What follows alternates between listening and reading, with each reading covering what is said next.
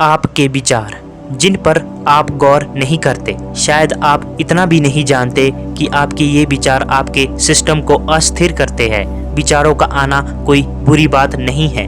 विचार तो सबको आते हैं, चाहे वो कोई साधारण व्यक्ति हो या कोई ज्ञानी व्यक्ति।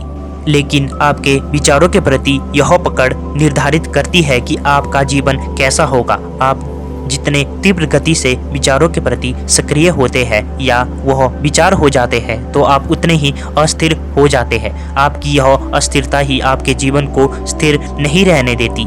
आपके भीतर कुछ सूक्ष्म रूप से चल रहा है, यानी आपके विचार, यही सूक्ष्म विचार आपके भौतिक जीवन को इफेक्ट करते हैं। मैंने आपसे पहले भी कहा था कि आप अपने विचारों को रोक नहीं सकते। इन्हें जब रुकना होगा तो यह रुक जाएंगे।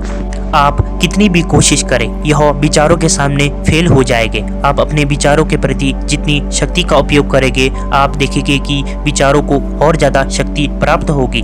आज हम इस टॉपिक पे बात करेंगे कि आपके विचार किस तरह काम करते हैं, आपको अपने विचारों से किस तरह दूरी बनानी है, इसका सही तरीका क्या है।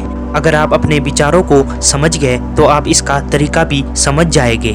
आपने कभी अपने विचारों पे ध्यान दिया होगा। आपके विचार आपको नहीं पकड़ते, आप स्वयं अपने विचारों से जुड़ जाते हैं। आप कभी कभी अध्यात्म की वीडियो देखते हैं, आपके भीतर कुछ परिवर्तन होते हैं और आपका जुड़ाव संन्यास की तरफ हो जाता है। कुछ समय के लिए दुनिया समाज से आप अपने आप को अलग मानते हो और आपका लगाव दुनिया और लोगों के प्रति कम हो जाता है और आप थोड़ी समय के लिए स्थिरता का महसूस करते हैं।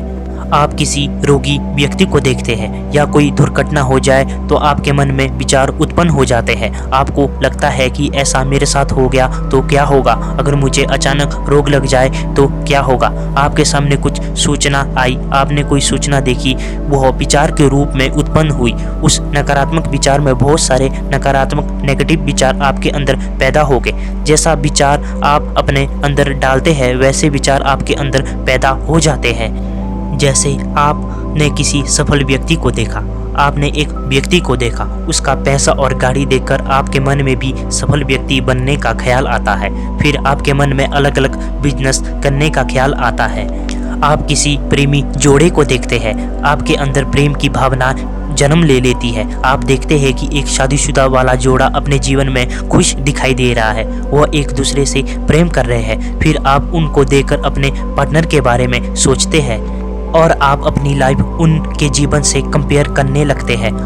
और कोई एक विचार आता है तो वैसे वैसे धीरे धीरे और विचार आने लगते हैं। यह सब खेल विचारों का है। जैसे ही आपके अंदर कोई विचार आता है तो आप स्वयं वह विचार हो जाते हैं। आप उस विचार से जुड़ जाते हैं और वह विचार आपके माध्यम से सुख भोगना चाहते हैं। चलो, विचारों का सिस्टम तो समझ आ गया, अब इन विचारों से मुक्त कैसे हुआ जाए।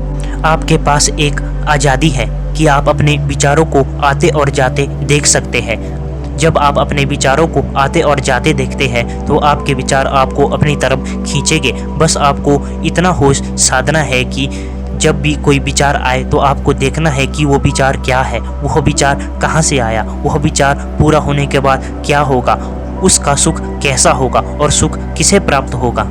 आपको नेगेटिव और पॉजिटिव विचारों को सिर्फ दूर से देखना है। जब आप अपने विचारों को दूर से देखना सीख जाते हैं तो विचार और आप में एक दूरी हो जाती है।